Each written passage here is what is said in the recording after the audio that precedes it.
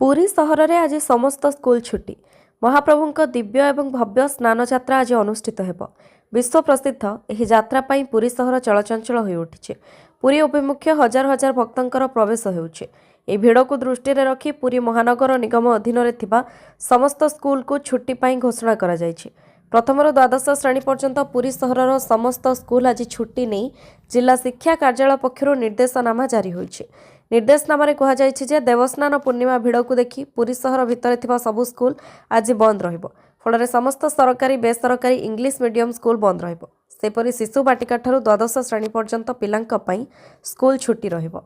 परवर्ती खबर 380 कोटीर पाठ्यपुस्तक स्काम अभियोग सीबीआई तदंत दाबी कला बीजेडी।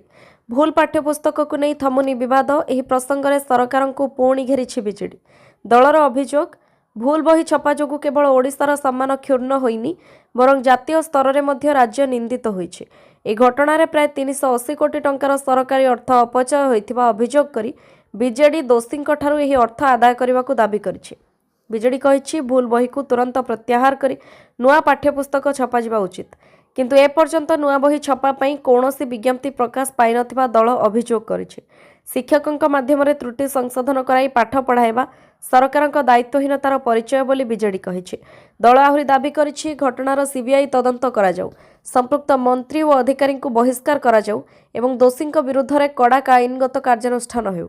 मुख्यमंत्री षड्यंत्रर कथा कहिथिले मध्य प्रकृत षड्यंत्रकारींक नाँ सार्वजनीन करबाकू बीजेडी दाबी करिছে। बीजेडीर चेतावनी आसंता 48 घंटा मध्य सरकार जदि दृश्यमान पदक्षेप न नियंती तेबे दल राज्यव्यापी राजरास्ता को ओह्लाई आंदोलन को तीव्र करिबो। परवर्ती खबर ओडिशा रे मौसुमी 3 दिन बर्षिब। आसंता 3 दिन पर्यंत ओडिशार विभिन्न जिल्ला रे झड़ वर्षा होई पारे। स्थाने स्थाने 50 रु 60 किलोमीटर बेगरे पवन बहिबार संभावना रहिছে। आज कलाहांडी, कंधमाल, नवरंगपुर, रायगड़ा, कोरापुट, मालकानगिरी और गजपति जिल्लार गोटे दुईटी स्थान में बिजुली घड़घड़ी सहित प्रबल पवन और वर्षा हेबार संभावना थिबारु प्रस्तुत रहिबा निमंते चेतावनी जारी होइছে। एही समय पश्चिम और उत्तर ओडिशार जिल्लागुड़िकरे 30 रु 40 किलोमीटर बेगरे पवन हेब। तेबे उपकूल ओडिशा रे गरम और गुळुगुळी स्थिति लागि रहिबार संभावना अछि। परवर्ती 24 घंटे पागरे सामान्य परिवर्तन आसिबो बोली पूर्वानुमान करा जाउछि। एहर प्रभाव रे केन्दुझर, मयूरभंज, कंधमाल और गजपति जिल्लार केतेक स्थान रे बिजुली घड़घड़ी सहित घंटा प्रति 50 रु 60 किलोमीटर बेगरे पवन होई पारे। कलाहांडी, रायगड़ा, कोरापुट और मालकानगिरी जिल्लार केतेक स्थान रे प्रबल वर्षा हेब। जुलाई 1 और 2 रे अनुकूल और ढेंकानाल जिल्लार गोटे दुईटी स्थान रे बिजुली घड़घड़ी सहित झड़ वर्षा हेबाकू थिबारु ऑरेंज वार्निंग जारी होइছে। परवर्ती खबर एथर श्रृंखलित रथयात्रा पई कठोर हेला प्रशासन। रथारूढ़ श्रीजीउंक भुज भितर ठिया हेबा मना। श्रृंखलित रथयात्रा पई कठोर होइछि प्रशासन। श्रीमंदिर परिचालना कमिटी अनुमोदित व्यवस्थावली भांगिले कड़ा कार्यानुष्ठान नेबाकू निष्पत्ति होइছে। व्यवस्थावली अनुसार श्री गुंडीचा दिन पहंडी पूर्वरु श्रीजीउ मानक विजे डोरी ठीक ढंगरे बंधा जिबा पई संपृक्त बाड़र बाड़ग्राही ध्यान देबे। सेहिपरि केवल आवश्यक संख्यक अभिज्ञ और दायित्व संपन्न सेवक पहंडी रे भाग नेबे। दैतापति माने श्रीअंगरक्षक सेवक होइथिबारु टाहिया सुरक्षा कार्य करिवे। श्रीजीउ माने रथ उपरकू संपूर्ण उठिबा परे टाहिया गुड़िक सम्मानर सहित खोलाजिबो। टाहिया भांगिथिबा व्यक्ति और टाहियार अंश धरिथिबा व्यक्तिंक विरुद्ध रे दृढ़ कार्यानुष्ठान ग्रहण कराजिबो। एतद् व्यतीत चारमाळ किंबा रथ उपरकू कौनसी कैमेरा बा मोबाइल फोन नेबा संपूर्ण निषेध। रथारूढ़ चतुर्धा मूर्ति को जेपरी बड़दाण्डरे समवेत अगणित भक्त और वैद्युतिक गणमाध्यम जरिया समस्ते अबाध दर्शन करिपारिबे सेथिपाई सेवा संपृक्त सेवक माने जत्नवान हेबे। श्रीजीउ मानक सम्मुख भागरे रहिबे नाही किंबा रथर उभय पार्श्व बाड़े कौनसी सेवक ठिया होई रही परिबे नाही। रथ उपरे रही महाप्रभुंको ओलागी फूल तुलसी फिंगिबे नाही। परवर्ती खबर आमोनिया गैस लीक ट्राजेडी रे मृत्यु संख्या 13 को वृद्धि। Tamil Nadu ammonia gas leak tragedy Keonjhar जिल्लार आउ जणे जुआंग युवतींक मृत्यु घटिछि। एहासह मृत्यु संख्या 13 को वृद्धि पाइछि। चिकित्साधीन अवस्था आखि बुझिछंती अंधारी साहिर जुआंग युवती बुधवारी नायक। पूर्व 12 जनक मृत्यु होइतिबा बेले रविवार बुधवारी नायक मृत्यु घटिछि। एही भयावह घटना पर सेठारे काम करुथिबा ओडिशार 66 जनकू राज्य सरकार फेराई आनिछंती। एही श्रमिक मानकू नै सेमानक अभिभावकंकू हस्तांतर करा जायछि। हरिचंदनपुर थाना अंचलर जणे महिला दलाल एवं कालियाहता ग्रामर श्रीकांत जुआंग आर्थिक प्रलोभन देखाई तमिलनाडु स्थित चिंगुड़ी फैक्ट्री को कार्य करने को नहीं। तमिलनाडु पुलिस द्वारा श्रीकांत अटक रही विश्वस्त सूत्रରୁ जଣାपड़ी। ପରବର୍ତ୍ତୀ ଖବର ଆଜି ଦେବସ୍ନାନ ପୂର୍ଣ୍ଣିମା ଶୃଙ୍ଖଳିତ ପରିଚାଳନା ପାଇଁ 441 ଅଫିସର ଆଜି ହେବାକୁ ଥିବା ମହାପ୍ରଭୁଙ୍କ ସ୍ନାନ ଯାତ୍ରାକୁ ଶୃଙ୍ଖଳିତ ପରିଚାଳନା କରିବା ପାଇଁ ପୋଲିସ ପ୍ରସ୍ତୁତ ହୋଇଛି। ଲକ୍ଷାଧିକ ଭକ୍ତଙ୍କ ସମାଗମକୁ ଦୃଷ୍ଟିରେ ରଖି ବ୍ୟାପକ ସୁରକ୍ଷା ବ୍ୟବସ୍ଥା ଗ୍ରହଣ କରାଯାଇଛି। ଏଥର ସ୍ନାନ ଯାତ୍ରା ପାଇଁ ସହରରେ 69 ପ୍ଲାଟୁନ୍ ପୋଲିସ ଫୋର୍ସ ମୁତୟନ ହେବେ। Quick reaction team, special technical unit, anti sabotage team ଓ କ୍ଲିୟରାନ୍ସ ପାର୍ଟି ସ୍ନାନ ମଣ୍ଡପ ତଳେ ଭିଡ଼ ନିୟନ୍ତ୍ରଣ କରିବେ। 4 ଜଣ ଏସ୍ପି କମାଣ୍ଡାଣ୍ଟ, 14 ଜଣ ଅତିରିକ୍ତ ଏସ୍ପି ବା ଡେପୁଟି କମାଣ୍ଡାଣ୍ଟ, 83 ଇନ୍ସପେକ୍ଟର ଏବଂ 340 ଜଣ ଏଏସ୍ଆଇଙ୍କୁ ନିୟୋଜିତ କରାଯାଇଛି। କେବଳ ଶ୍ରୀମନ୍ଦିର ଭିତରେ ଜଣେ ଏସ୍ପି, 6 ଅତିରିକ୍ତ ଏସ୍ପି, 27 ଇନ୍ସପେକ୍ଟର, 105 ଏସ୍ଆଇ, ଏଏସ୍ଆଇ ଓ 30 ପ୍ଲାଟୁନ୍ ଫୋର୍ସ ରହିବେ। ଶ୍ରୀମନ୍ଦିର ଭିତରେ 152ଟି, ଚତୁଃପାର୍ଶ୍ୱରେ 250ଟି ଓ ବଡ଼ଦାଣ୍ଡରେ ମାର୍କେଟ ଛକ ପର୍ଯ୍ୟନ୍ତ 30ଟି ସିସିଟିଭି କ୍ୟାମେରା ଲଗାଯାଇଛି। ପରବର୍ତ୍ତୀ ଖବର ମଟନ ମାଗିଲେ ମିଳିଲା ଚିକେନ ରାଗି ଯାଇ ଯୁବକଙ୍କ ବେକ କାଟିଦେଲେ 4 ନାବାଳକ। ବିବାହ ଭୋଜିରେ ସାଂଘାତିକ କାଣ୍ଡ। ମଟନ ମାଂସ ନ ଦେବାରୁ କ୍ୟାଟରିଂ ଯୁବକଙ୍କ ବେକ କାଟିଦେଲେ 4 ନାବାଳକ। ବାଲେଶ୍ୱର ଜିଲ୍ଲା ରେମୁଣା ଥାନା ଅଠାନ୍ତର ଗାଁରେ ଘଟିଛି ଏହି ଅଭାବନୀୟ ଘଟଣା। ଗୁରୁତର ଅବସ୍ଥାରେ ଯୁବକଙ୍କୁ ଫକୀରମୋହନ ମେଡିକାଲ କଲେଜରେ ଭର୍ତ୍ତି କରାଯାଇଛି। ଖବର ଅନୁଯାୟୀ ଗତ 24 ତାରିଖ ଦିନ ରାତି ପ୍ରାୟ 10ଟା ସମୟରେ ବାଲେଶ୍ୱର ରେମୁଣା ଅଠାନ୍ତର ଅଞ୍ଚଳରୁ ଆସିଛି ଏହି ଘଟଣା। ବିବାହ ଭୋଜିରେ ଛେଳି ମାଂସ ବଦଳରେ କୁକୁଡ଼ା ମାଂସ ପରସିବାରୁ ଜଣେ କ୍ୟାଟରିଂ ଯୁବକଙ୍କୁ ମରଣାନ୍ତକ ଆକ୍ରମଣ ହୋଇଛି। ଭୋଜିରୁ ବାହାରକୁ ଆସିଥିବା ବେଳେ 4 ଜଣ ନାବାଳକ ରାଗି ଯାଇ ଯୁବକଙ୍କୁ ଗୋଡ଼ାଇ ହାଣିଥିଲେ।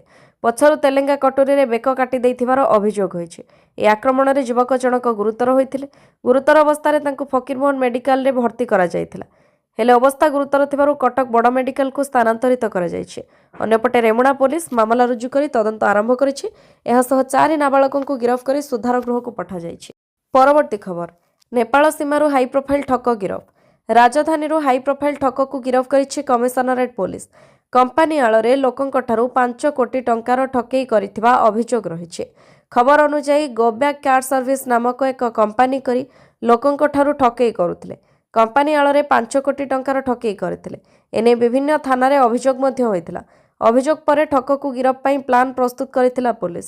Shahidnagar, special crime unit, Pahala police station ଆଦି ଅନେକ ସ୍ଥାନରେ ଠକ ନାଁରେ ରହିଥିଲା ମାମଲା। ଏପରିକି ଅଭିଯୁକ୍ତ ନାଁରେ ଏନ୍ବିଡବ୍ଲ୍ୟୁ ମଧ୍ୟ ଜାରି ହୋଇଥିଲା। ଏହି ଏନ୍ବିଡବ୍ଲ୍ୟୁ ଜାରି ହୋଇଥିବା ବେଳେ ନେପାଳ ବର୍ଡର ଦେଇ ଦେଶ ବାହାରକୁ ଖସିଯିବାକୁ ଉଦ୍ୟମ କରୁଥିଲେ। ଏହି ସମୟରେ ଠକକୁ ଗିରଫ କରିଛି ପୋଲିସ। ପରବର୍ତ୍ତୀ ଖବର ମହାପ୍ରଭୁଙ୍କ ସ୍ନାନଯାତ୍ରା ପରେ ଶ୍ରୀମନ୍ଦିରରେ ପୂଜା ପାଇବେ ପଟିଦିଅଁ। ମହାପ୍ରଭୁଙ୍କ ସ୍ନାନଯାତ୍ରା ପରେ ଠାକୁରଙ୍କ ଅନବସର ସେବା ପୂଜା ଆରମ୍ଭ ହେବ। ଶ୍ରୀମନ୍ଦିରରେ ଏହି ସମୟରେ ପୂଜା ପାଇବେ ପଟିଦିଅଁ। ଜଗମୋହନରେ ବିଜେ ହେବେ ପଟିଦିଅଁ।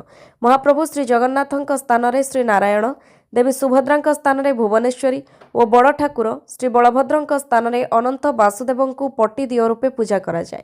ଏଣୁ ଠାକୁରଙ୍କ ପାରମ୍ପରିକ ଚିତ୍ରକର ସେବକଙ୍କ ତୁଳିରେ ରୂପ ନେଉଛନ୍ତି ପଟିଦିଅଁ। ଅନବସର କାଳୀନ ଗୁପ୍ତ ପୂଜା ସମୟରେ ଶ୍ରୀବିଗ୍ରହ ଭକ୍ତଙ୍କୁ ଦର୍ଶନ ଦେଇନଥାନ୍ତି। ଏହି ସମୟରେ ପଟିଦିଅଁଙ୍କୁ ପୂଜାର୍ଚ୍ଚନା କରାଯାଏ। ଏଥିସହିତ ପଟିଦିଅଁ ଶ୍ରୀ ନାରାୟଣଙ୍କ ସମ୍ମୁଖରେ ମଦନ ମୋହନ ଓ କୃଷ୍ଣ ବିଗ୍ରହ, ମା ଭୁବନେଶ୍ୱରୀଙ୍କ ସମ୍ମୁଖରେ ଭୂଦେବୀ ଓ ଶ୍ରୀଦେବୀ ଏବଂ ଶ୍ରୀ ଅନନ୍ତ ବାସୁଦେବଙ୍କ ସମ୍ମୁଖରେ ଦୋଳଗୋବିନ୍ଦ ଓ ନୃସିଂହଙ୍କ ପ୍ରତିମୂର୍ତ୍ତି ଅଧିଷ୍ଠିତ ହୋଇଥାନ୍ତି। ଭକ୍ତମାନେ ପଟିଦିଅଁଙ୍କୁ ଦର୍ଶନ କରି ପୂଜାର୍ଚ୍ଚନା କରନ୍ତି। ଏଣୁ ଠାକୁରଙ୍କ ପାରମ୍ପରିକ ସେବକମାନେ ପଟିଦିଅଁଙ୍କୁ ପ୍ରସ୍ତୁତ କରୁଛନ୍ତି। ପରବର୍ତ୍ତୀ ଖବର ମହାପ୍ରଭୁ ଅଲାରନାଥଙ୍କ ପୀଠରେ ଟ୍ରାଫିକ୍ କଟକଣା। 30ରୁ 13 ଯାଏଁ ଭାରିଯାନ ଚଳାଚଳ ମନା। ଦେବସ୍ନାନ ପୂର୍ଣ୍ଣିମା ପରବର୍ତ୍ତୀ ମହାପ୍ରଭୁ ଅଲାରନାଥଙ୍କ ଯାତ୍ରା ଅବସରରେ ଭାରିଯାନ ଚଳାଚଳ ଉପରେ କଟକଣା ଲଗାଇଛି ପ୍ରଶାସନ।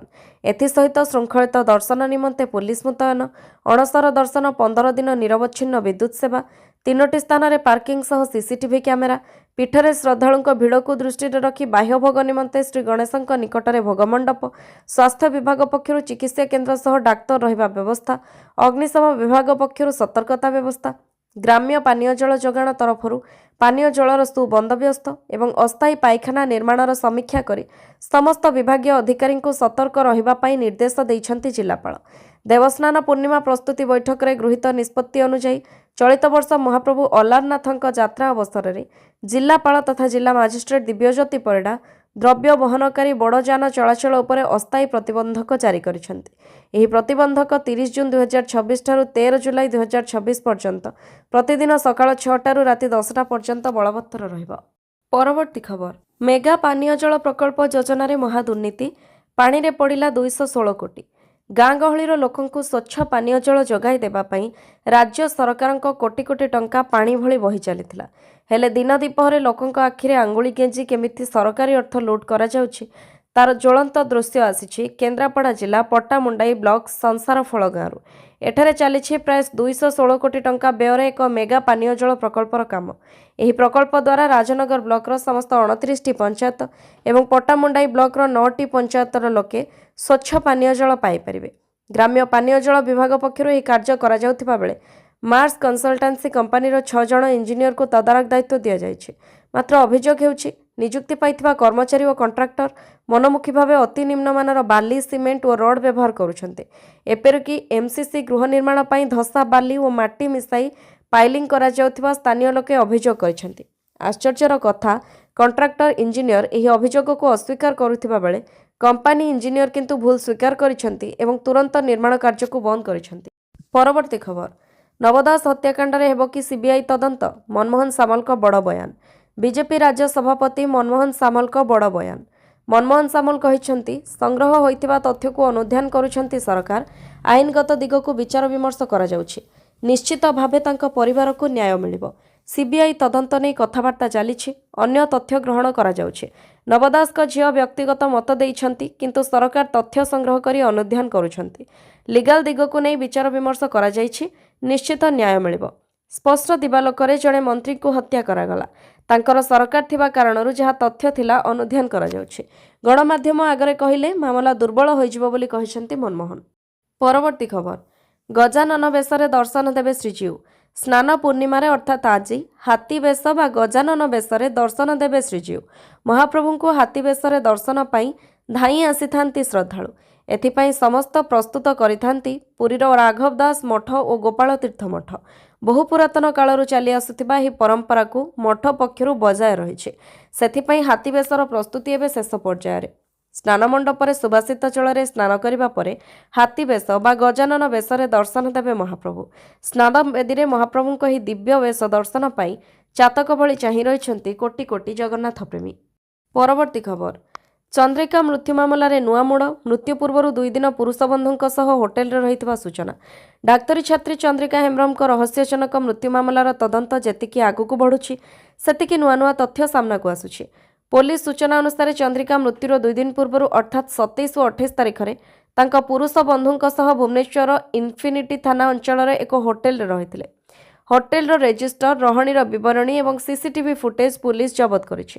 ଉଭୟଙ୍କ ହୋଟେଲକୁ ଆସିବା ଯିବା ଓ ସେଠାରେ ରହିବା ସମୟର ଗତିବିଧିକୁ ଯାଞ୍ଚ କରାଯାଉଛି। ଏହି ସମସ୍ତ ତଥ୍ୟକୁ ଆଧାର କରି ଘଟଣାର ପ୍ରକୃତ କାରଣ ଖୋଜିବାରେ ଲାଗିଛି ପୁଲିସ। ସେପଟେ ଘଟଣାରେ ଅଭିଯୁକ୍ତ ପୁରୁଷ ବନ୍ଧୁଙ୍କ ବିରୁଦ୍ଧରେ ସରକାର କଡ଼ା ପଦକ୍ଷେପ ନେଇଛନ୍ତି। ତାଙ୍କୁ ସରକାରୀ ଚାକିରିରୁ ସମ୍ପୂର୍ଣ୍ଣ ବହିଷ୍କୃତ କରାଯାଇଛି। ତେବେ ଚନ୍ଦ୍ରିକାଙ୍କ ମୃତ୍ୟୁର ପ୍ରକୃତ କାରଣ କ'ଣ, ଏହା ପଛରେ ଆଉ କେହି ସମ୍ପୃକ୍ତ ଅଛନ୍ତି କି ନାହିଁ ଏବଂ ହୋଟେଲରେ ରହିବା ସମୟରେ ଘଟଣାକ୍ରମ ମୃତ୍ୟୁ ସହ କିପରି ଜଡ଼ିତ, ସେ ସବୁ ପ୍ରଶ୍ନର ଉତ୍ତର ଖୋଜିବାକୁ ପୋଲିସ ତଦନ୍ତକୁ ଆହୁରି ତ୍ୱରାନ୍ୱିତ କରିଛି।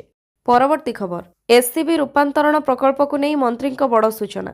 ଏସ୍ସିବି ମେଡିକାଲର ବହୁ ପ୍ରତୀକ୍ଷିତ ନୂଆ କ୍ଲିନିକାଲ ୟୁନିଟ୍ ବିଲ୍ଡିଂର କାମ ଏବେ ବି ଅଧାରେ। ପୂର୍ବରୁ ଚଳିତ ବର୍ଷ ଜୁନ୍ ମାସ ସୁଦ୍ଧା ଏହି ବିଲ୍ଡିଂକୁ ଏସ୍ସିବି କର୍ତ୍ତୃପକ୍ଷଙ୍କୁ ହସ୍ତାନ୍ତର କରାଯିବ ବୋଲି ସରକାର ଲକ୍ଷ୍ୟ ରଖିଥିଲେ, କିନ୍ତୁ ସେହି ଲକ୍ଷ୍ୟ ପୂରଣ ହୋଇପାରି ନାହିଁ।